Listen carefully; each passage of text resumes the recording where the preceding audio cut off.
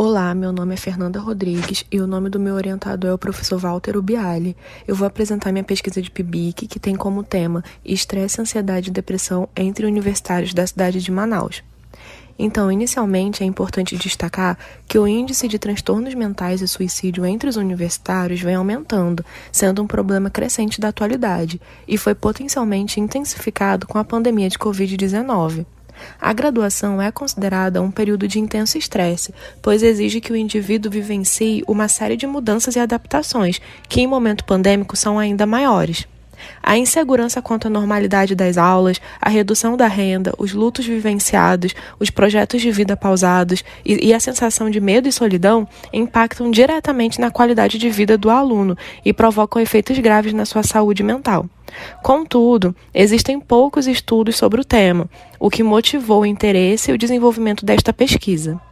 Objetivos: buscou-se analisar a forma como uma amostra de alunos da cidade de Manaus reagiu à situação pandêmica, identificando os níveis e os sintomas de ansiedade, depressão e estresse e sua predominância, se tem mais consequências físicas ou psicológicas. Metodologia: o método utilizado foi quantitativo e descritivo com recorte transversal. O estudo atendeu às exigências éticas e científicas fundamentais, com o Comitê de Ética e Pesquisa, o termo de consentimento livre e esclarecido e a confidencialidade e privacidade dos dados.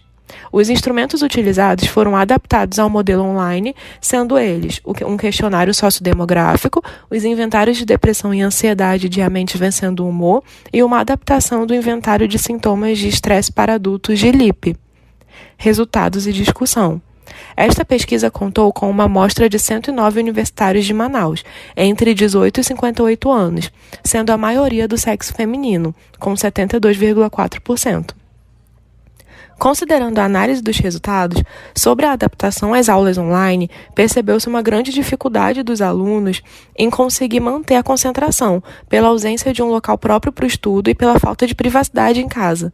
Muitos apresentaram dificuldades em conciliar trabalho, faculdade e atividades domésticas.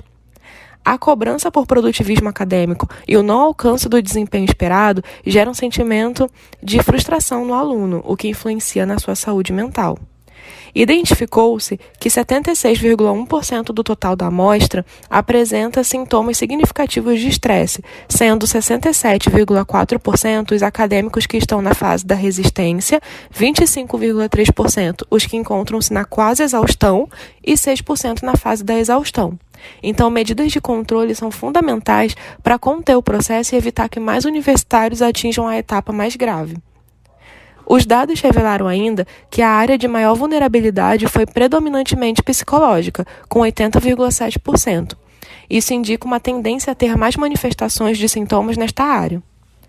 Os sintomas físicos que mais apareceram foram cansaço constante, problemas com a memória, tensão muscular e insônia.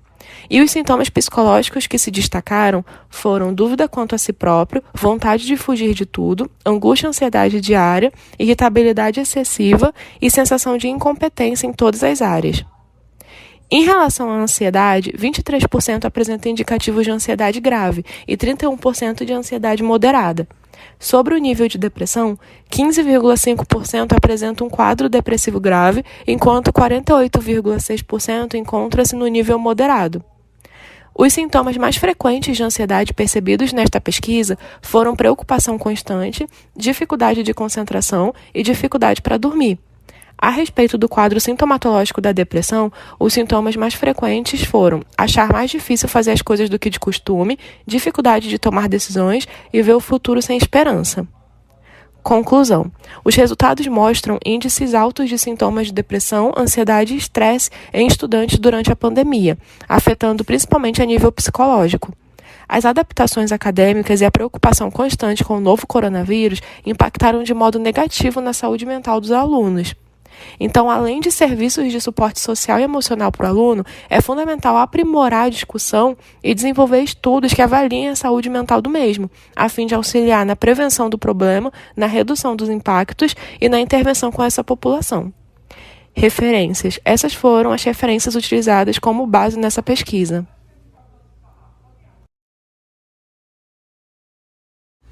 Obrigada!